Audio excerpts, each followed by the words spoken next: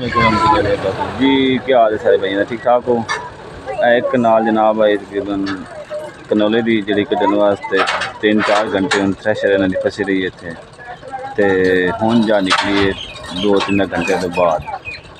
2 थब्बे हैं वैसे 4 के बाद ही कढ़ देवे हैं तो निकल सकती है हजे भी फसी होती वेख ले सिर्फ थोड़ी जी है ऐसा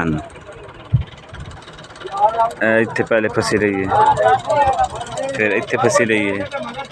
फिर हम टोजन पाया इन्हें जंजीर फिर कढ़े इन्हें हम खंबा डिगन की सलाह इन्हों की हजे फिर फसी होती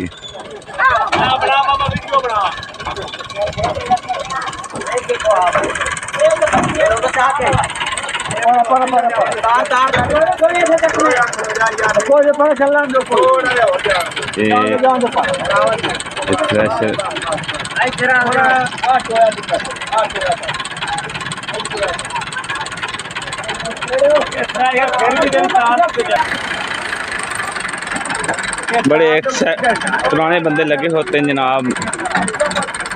पंच तकते हैं मलक साहब ये भी नाल लगे हैं कढ़ावन वास्ते थ्रैशर उन्होंने दी है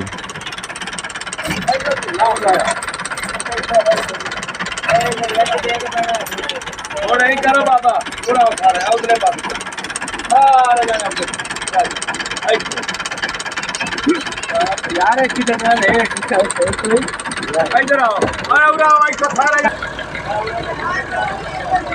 हेलो और लाया कई तेन थोड़ा इसको कार कहीं पीछे हटाई पिछले बार थोड़ा मार रहा तेन थोड़ा इसको कार कहीं पीछे चेक करो यार नहीं पीछे हटा रही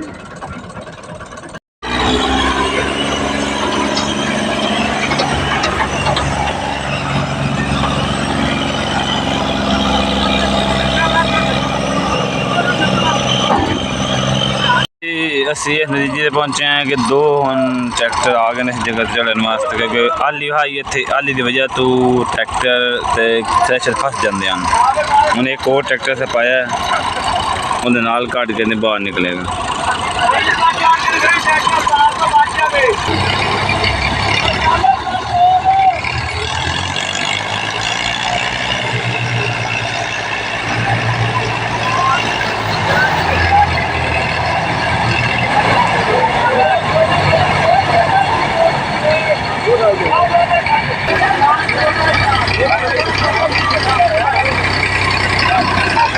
ये जी हम कामयाब हो गए हैं